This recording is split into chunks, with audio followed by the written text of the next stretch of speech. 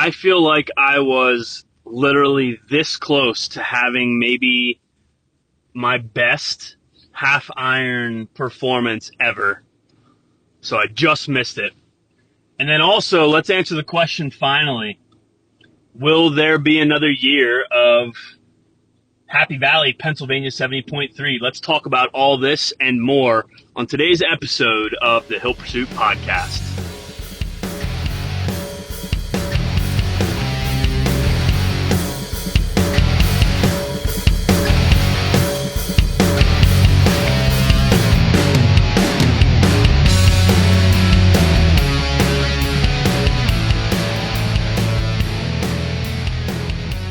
All right, welcome in, everybody. This is episode 102 of the Hill Pursuit Podcast. This is going to be a Happy Valley, Pennsylvania 70.3 race recap. I know it's about 2 weeks, believe it or not, post half iron in PA. But I've been waiting to put this one out waiting to even comment on it.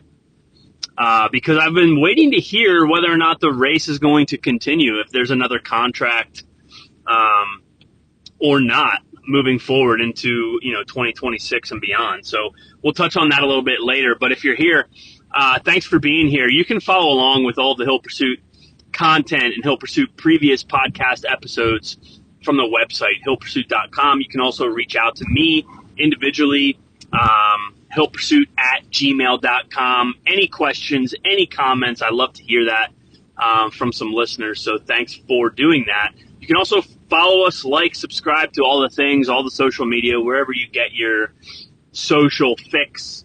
Find us at Hill Pursuit, and love to start a conversation with you there, or just kind of follow along your journey. So give a like, give a subscribe, appreciate the support for the show.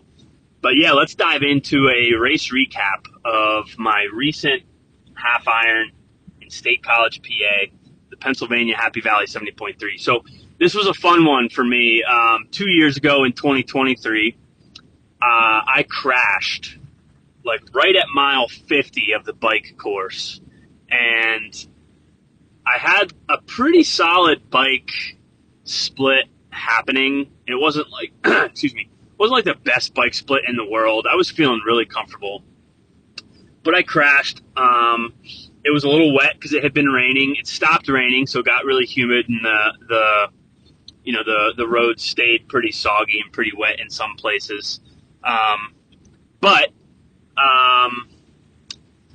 In crashing, I kind of it was a rolling hill that when you came over the roller, you couldn't see the left-hand turn. It came on super quick. There was no signage for it. The first year of the race, I hit my brakes while I was turning, unfortunately, but that was my only attempt to not just fly off the road. So I was delicate, but I still tried to slow down. I fishtailed my back wheel and I just flew over my handlebars. So I landed on my head and my shoulder and my hip. So I got a concussion. I sat on the side of the road for a few minutes, nothing crazy long. I just was caught off guard. Crashes mess with you mentally, so it was great, there's my freaking race, I'm done. But I was caught off guard. I made sure my bike was okay. I kind of just was whatever. Annoyed, ticked off, hopped back on my bike. Nothing was wrong with it, so I just kind of coasted in the last 5 or so miles back into transition. I did get a concussion. I went to medical after the race. I finished the race, so I kind of hobbled the half marathon, which it's also kind of a hilly run or punchy little run. So I did not have a great race. I finished the race, but I wanted to come back and do this one bad. In 2024, I didn't do it. I couldn't do it because I registered for Lake Placid full. So Happy Valley was off the table. So I'm very, very thankful and grateful to be back at the half iron in State College. I was thrilled to be able to toe the start line. Yes, I have a newborn, but I'm healthy, I'm happy, I'm injury free. It's not the best training block of my life. I'm not saying I'm the most fit person in the world. I'm certainly not. But I've just been enjoying myself this season, and it's funny. I keep saying this to my wife, like every freaking year that comes around, like we have some major life thing that's happening that has deterred some of my focus in training. But to be honest, and the context I said this was, I love this, part of building a family and having more kids. So if it means training is compromised a little bit, it's completely fine. Like that's just the athlete that I am. I'm fine with that. Plus, I live vicariously through others as a coach and friend. So I still get my fix for sure. And I know one day things will slow down in terms of little kids and their issues. And then, of course, I'll have big kids and issues that come with that. But training might change for me in the future. But anyways, came into this race feeling really, really confident, feeling strong on the bike, having some great run fitness, to be honest, off of the recent Pittsburgh Marathon training block. So I was just really, really excited to get to this start line. The swim is a super calm swim. It's beautiful. I had a little bit of an issue like 2 or 3 days before the race. I swam in my lake back by my house, and I tore my wetsuit at my calf and ankle. And I was like, darn it, maybe it'll just it'll just be a small little rip and it won't affect anything. I tried to swim in it. The rip got bigger. So, I mean, effectively, I didn't have a wetsuit going into this race. So, not the end of the world. I've done enough open water swimming without wetsuits that I've felt fine with it. But at the same time, it's like I'm in the sport. If I have the ability to wear a wetsuit, I'm going to wear it. I'll be more comfortable in the water. I'll be more efficient. I'll have to expend less energy, all this stuff. So I ended up showing up to Ironman Village immediately when it opened. And they thankfully had almost a $200 discount on a new wetsuit. So I bought a new wetsuit. I went right over to the lake of the swim start, and I got in for a few minutes, 10 minutes, 15 minutes, whatever. And it felt fine. It felt great. So I didn't do anything new on race day, but I did have that small little hurdle to get over prior to getting to the start of this race. But get to the start of the swim, it was kind of drizzling on and off in the morning. It was expected to be doing that pretty much throughout the day, and it did. So a little bit more rain than 2023 than I had experienced throughout the entire day. But it wasn't raining hard ever, but at times it was just slowly there and not going away, which again didn't bother me. But the swim was a lot of fun, to be honest.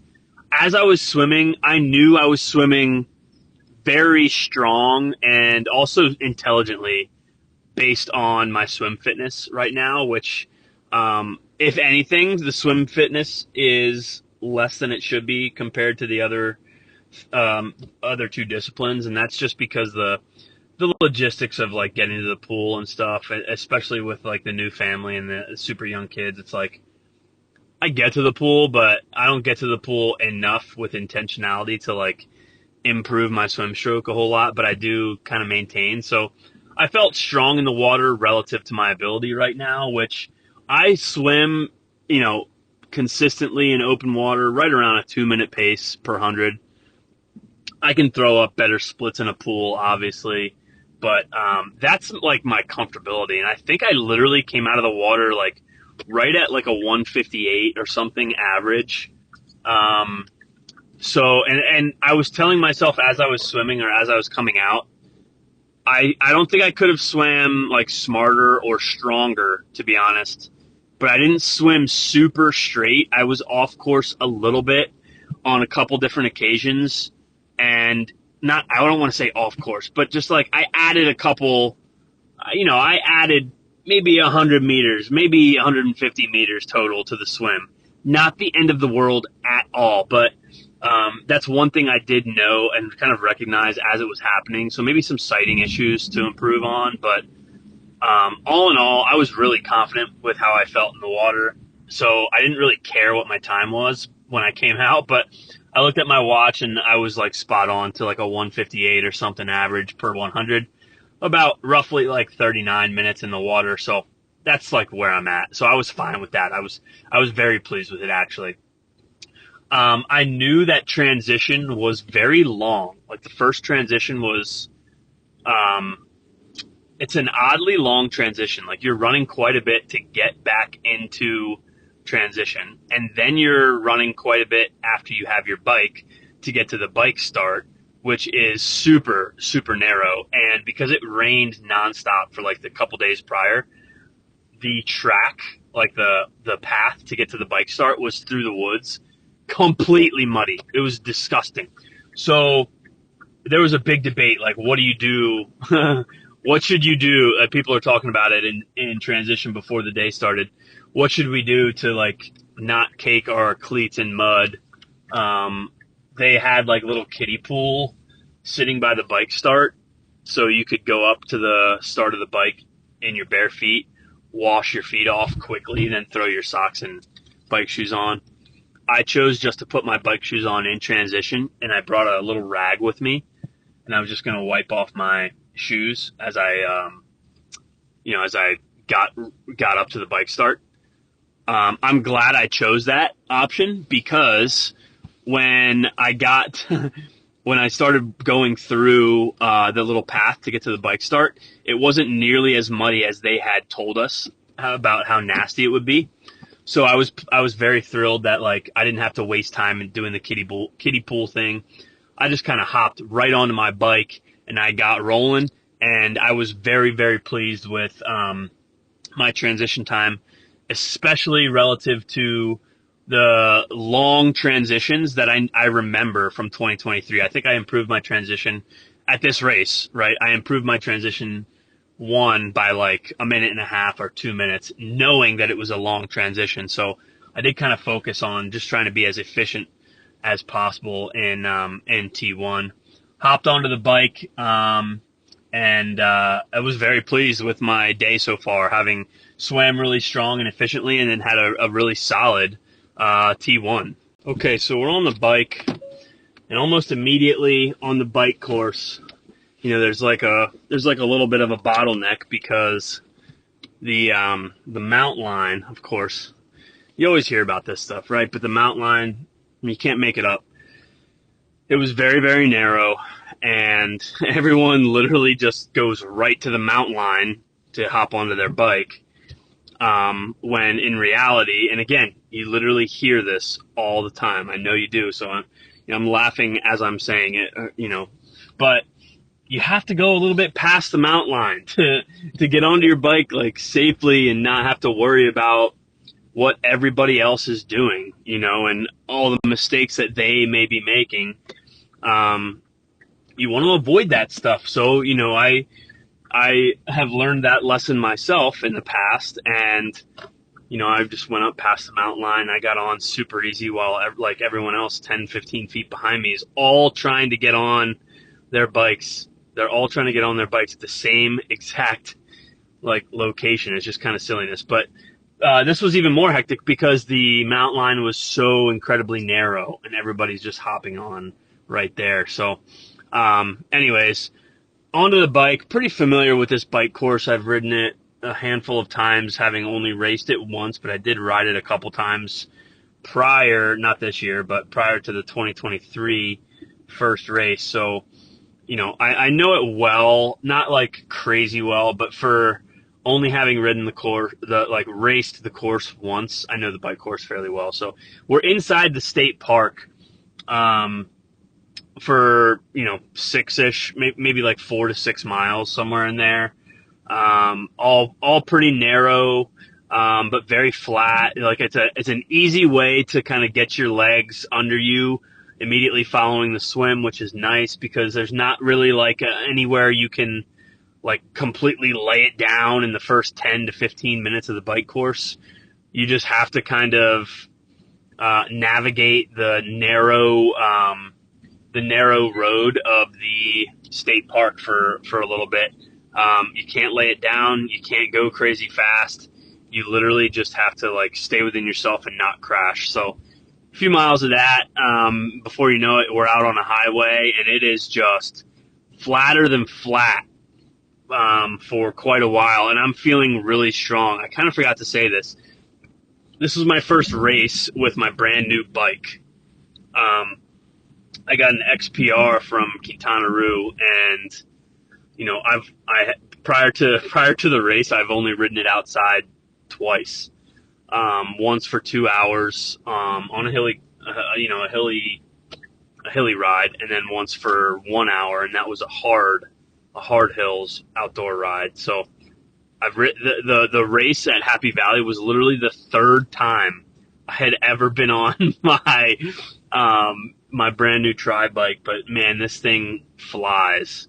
I upgraded my wheels, of course my the component, everything, the brakes, everything's upgraded compared to the mechanical PR3 that I had for the last few years, and it feels effortless. And what's crazy is I've never ridden that bike on a flat yet.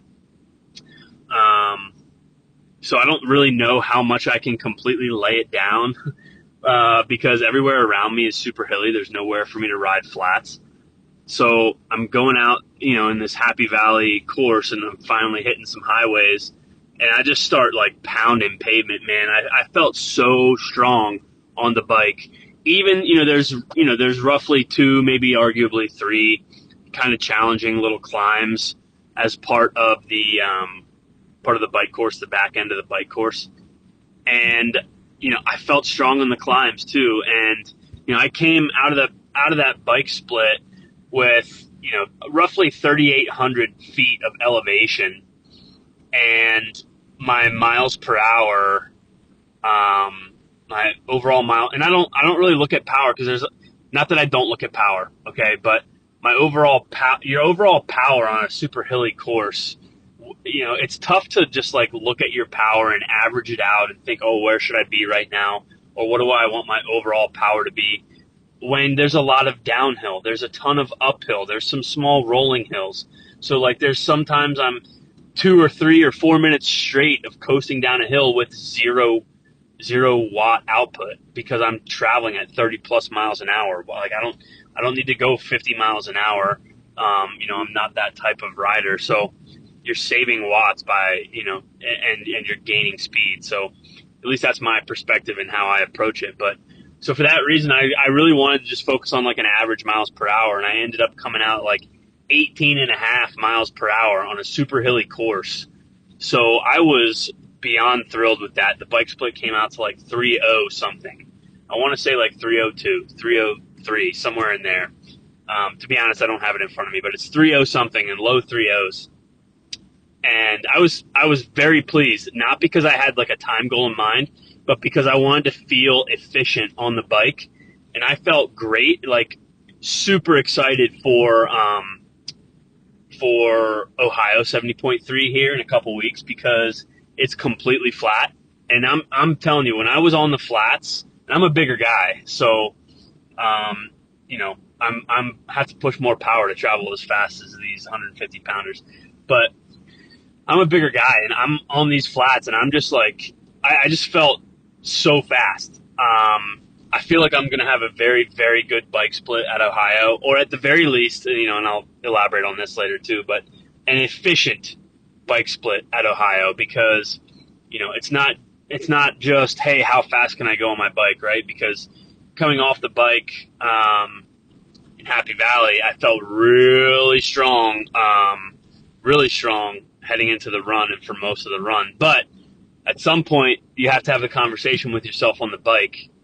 Like, hey, I need to pull back a little bit because I made this mistake in the past on the run, and I want to feel fresh up to this point on the run, or for the entirety of the run, of course, is the goal, right? But so no, my goal is not just to, hey, lay it down on a flat bike course because I have this new bike and I felt really fast on it when I was on flats.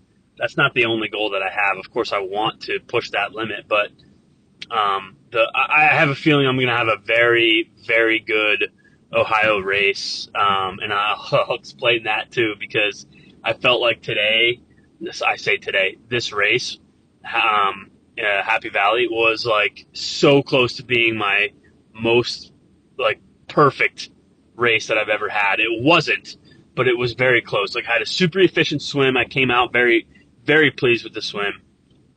My bike, I felt so strong on the flats. I rode very intelligently on the hills. I didn't like overdo anything. I wasn't overly aggressive, nothing. And I still, put up a really good bike split on a very high elevation course. So like, I guess this is a long way of me saying, like, when I say I was this close to having like the perfect day or a really good day, I felt incredible on the run up until like mile 8. So I have 5 miles to go, right? But mile 8, 8.5, I'm like, dang it. And I had to kind of like fall off of my plan. So, and I didn't have a plan starting the run. It was a plan that I created as the run was happening. And I'll explain that. But let me think if I have anything more related to the bike. Well, the place that I crashed, let's talk about that, because the ride was beautiful. It was a little drizzly on and off. The top of the highest summit, the biggest hill that we climbed also, was so incredibly foggy that I had to, I kept a little towel in my tri-kit because I couldn't, I wasn't sure if I would have to wipe mud off of my cleats. So I didn't have to, so I just had this towel in my tri-kit the whole time. I get to the top of this highest summit, which is like, I want to say like low 30 something mileage. And it is so foggy, I can't see anything out of my visor, nothing. I'm like, thank God I have this little towel. I had to take my visor off during the descent. That's how bad it was. Then I put my visor back on when we got back onto a flat so I could start pushing some watts. But I still couldn't see out of my visor because there was so much fog in the area. My visor just like got completely saturated with, the dew and the humidity of the day as well. It was crazy. So thankfully I had that little cloth in my tri-kit. I literally pulled it out, wiped the inside and outside of my visor, threw it back on, and kind of just kept ripping. So, but anyway, I don't have much else to report on the bike except, it was kind of a cool moment for me when I passed the area that I crashed. It was, I'll call it bittersweet, okay? Because as I'm approaching it, I know it's there, and I'm having a smart and intelligent bike ride, and I'm thrilled and very pleased with myself. I say it's bittersweet because the unfortunate truth of what happened, and I'm not going to like belabor this point. He's spoken about this himself and posted plenty on social media, but a friend of mine, Brian, had unfortunately crashed in the same exact spot that I crashed at 2 years ago. No crash is a good crash, and unfortunately this one ended his race. He messed up his shoulder. I believe he either like I said, it's not my story to tell, but I know he messed up his shoulder, some partial tear or something. Again, I don't know exactly, but I saw him, and what's really annoying to me is, again, no signage. Even after I crashed there 2 years ago, hopped onto the social media platforms for the race, and everyone's saying they saw multiple people crashing there, or, hey, I crashed there too. Oh yeah, I ran off the road there too. There was no signage about the turn, all this stuff. I didn't look at it in 2024 because I wasn't racing the race, but here we are again, 2025, the same exact turn. There's nothing there. There's no signage. But you know what was there? 100 feet down the road, there was an ambulance just sitting there, almost like they were waiting for people to crash at this turn, but they didn't put any signage there. So that ticked me off, especially because, well, the fact that anyone crashed there again, but especially because it was a friend of mine. So I was really annoyed. I was also, I had a little bit of peace of mind because Brian was standing. He wasn't like distraught. Of course, his shoulder's all messed up and his race was over, but he was also with medical already. So he must have been like 1 to 2 minutes in front of me on the bike, crashed, and people were literally on top of him immediately. So again, bittersweet. I was thrilled as I was approaching it, knowing I wasn't going to crash, obviously, and I was having a good day. And it really sucked to see my buddy there on the side of the road. But nothing else to really report on the bike. The rest of the ride in, those last 6 miles are super smooth.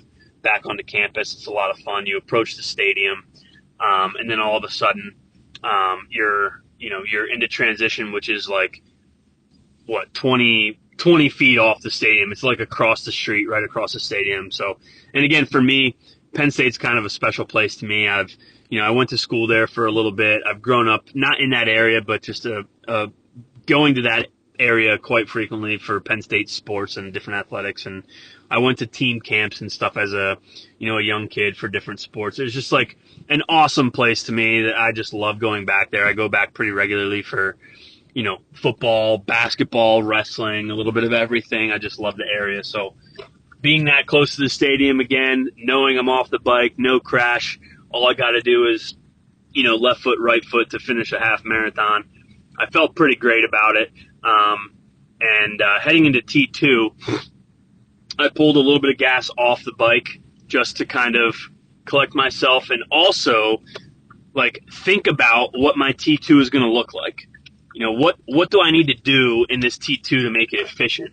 And because I know that transitions, now listen, I'm no elite athlete. I'm not someone who needs to save seconds in transition, and I'm not ever promoting that. I don't, there's a couple people I know, in my life that I would maybe say, hey, you really got to focus on, this saving 30 seconds in transition, because that could be the difference of, slots and roll downs and allocation to world, et cetera, et cetera. But that is not me. So it's not like I approach T2 and I'm like, hey, I have to be 13 seconds faster than I was 2 years ago.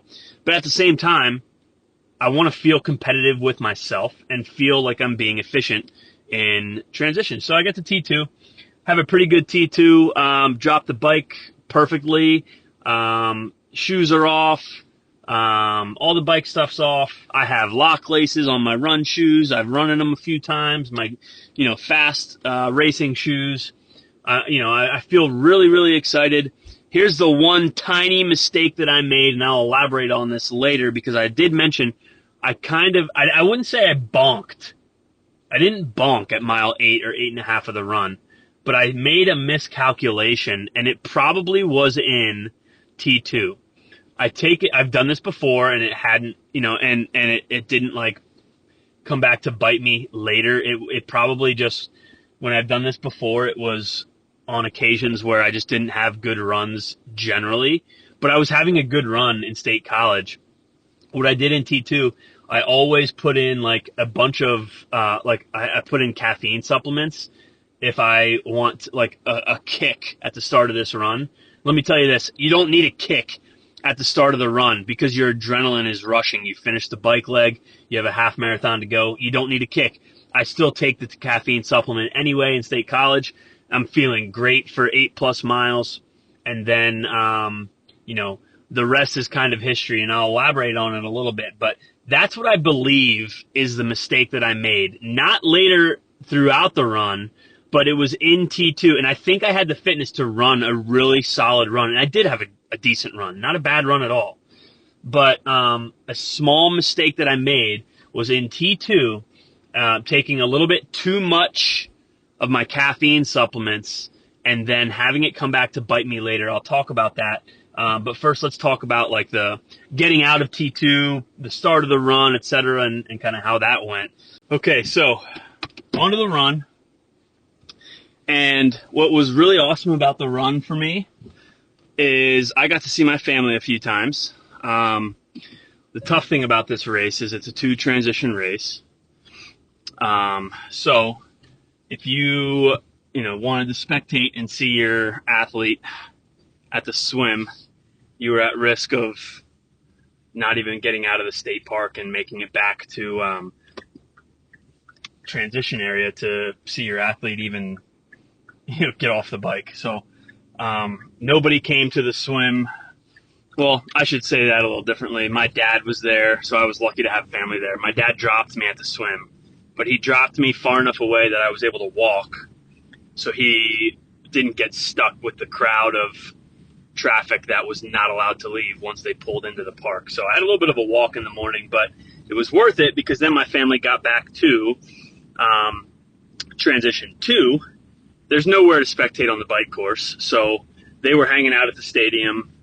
They saw me right when I got back on my bike. They saw me leave for the run, and it was a 2-loop course. So they saw me come back at the halfway point, and then they saw me at the finish. So, I mean, the run for me was a lot of fun for that reason also. I'm very, very lucky. Yeah, I have a newborn, but I'm very lucky that my wife is an absolute champion. And I'll say this, you know, with ease, I will express that what my wife does with my kids is on the day of these races is much harder than what I'm doing. So I'm very lucky that my family was able to be there. I was able to see all my kids, even my baby, who is now 6 weeks, even got to see him when I'm running or riding in. It was really cool. So very lucky. Anyways, the run starts. We're right at the stadium. Within like less than a mile, we're running through the stadium, which was for me just like really cool. Like, it's not cheesy at all. It was actually very, very cool. Running in through the player entrance to the field, which is awesome. You see all the signs, you see the places for media and the like special boxes for fans. We're running right through it, which is really, really neat. And we did a lap around the entire grass field. They lined some turf down for the athletes to run out on the outskirt of the field inside Beaver Stadium, which was, again, for me, really, really, really cool. So I absolutely loved it. That was a really unique part of the run. What was also cool is we ran past the Lion Shrine twice, once each loop, which, fun fact, if you don't know, is the second most photographed location in Pennsylvania, which is really cool and, again, just special to me, I guess, as a fan and a Penn Stater. So absolutely loved the run. Let's get into the specifics of the performance. So like I said, in my opinion now, having looked back, I took too much caffeine right inside, like while I was in transition 2. So I started off the run feeling great. I got a little kick about 20 minutes in, and I felt even better for the next like 40 minutes, which is no surprise. So I'm roughly like 6, 7, 8 miles in, feeling great. Boom, 8.5 miles, and I'm just like, crap. I can't hold this pace. I know I already said that, but the pace I was holding, I wasn't even sure that I could hold when I started the run. Okay, so there are a lot of schools of thought on how to approach the run within a half iron. It's like, do you pull back on the bike in hopes that you're able to access the run fitness that you have, or do you just murder the bike because maybe your run fitness isn't there anyway? The variables of the day, the heat, the humidity, the rain, maybe, something else with food, whatever it is, lends itself to the run being awesome or the run being terrible, regardless of your bike effort. I'm not sure exactly where I fall, but I will say it's likely more of the former, where I have the school of thought that you should pull back on the bike a little bit to preserve some energy on the run. And I would say like 80% of the people I know and coaches that I come in contact with also feel the same way. If you overbike, you're not going to have it on the run. It sounds simple, but that's my opinion. That's where I lean in terms of those two opinions that I just expressed. I lean more towards the school of thought that you have to be smarter on the bike to preserve what run fitness you do have so you can access it once the run starts. Anyways, that being said, I did that. I still was not 100% sure of what I could run. I had run some long tempo sessions. I was very confident that I could hold somewhere between like an 8:30 and a 9-minute mile, which again, for me, I'm a bigger guy. That's fine for me. That's pretty good for me, especially within a half iron. So I fell in to like roughly first 2 miles go by. I'm running off a feel, and I would express that to any athlete that I coach or anyone who does this stuff. Run off a feel for a mile, run off a feel for 2 miles. Who cares what your watch says?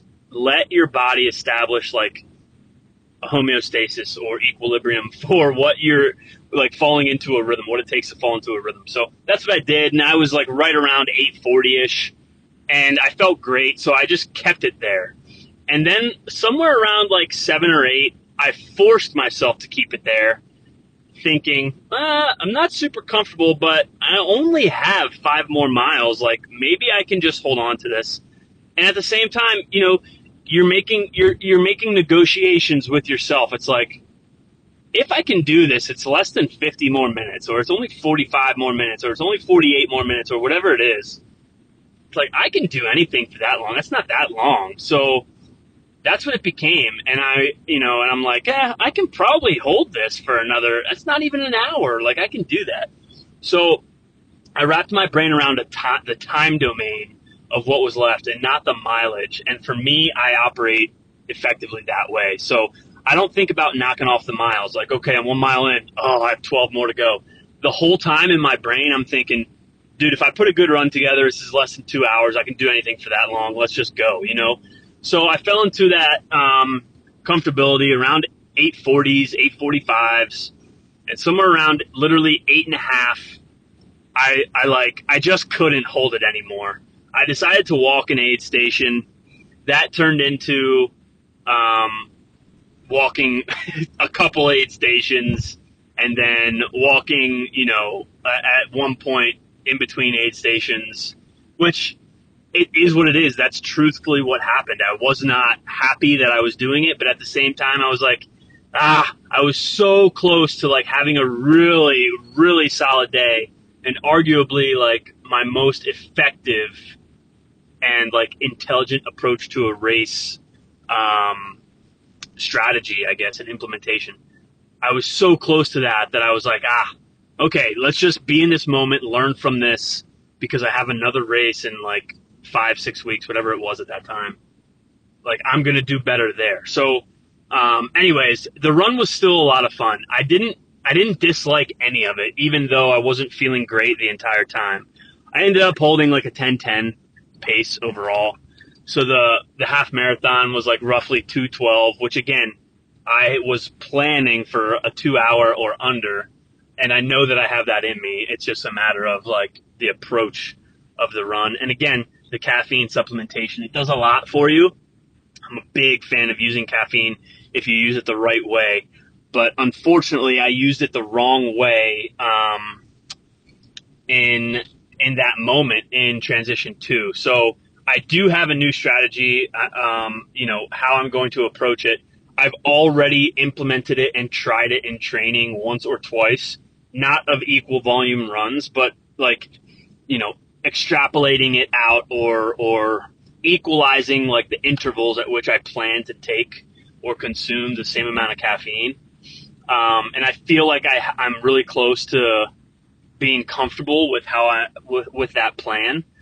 But again, I am someone who uses caffeine. I've used it effectively before. I've also made mistakes with it before.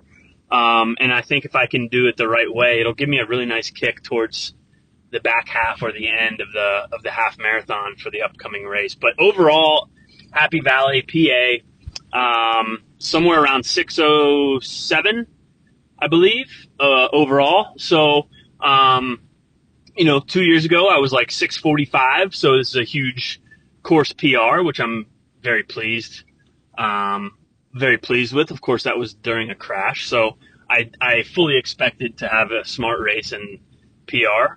It was a hilly race, and I was very, very pleased with how I executed the race, both the bike and the run for the most part. The run, again, when I say I feel like I was so close, I really do. I feel like I was really close to having like a heck of a day. So I'm happy. I'm happy with the race. I learned from it, and I just could not be more excited to attack Ohio in a couple weeks. And when I say I fully expect to have a day, I truthfully mean it. Like, I feel like I've dialed some things in. Again, fitness is my fitness right now. It is what it is.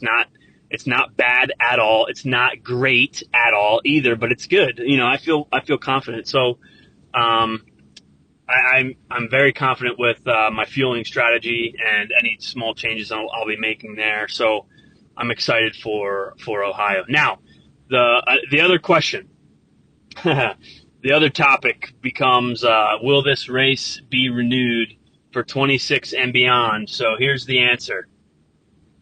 I have no idea. And that's the truth. I've been following along with,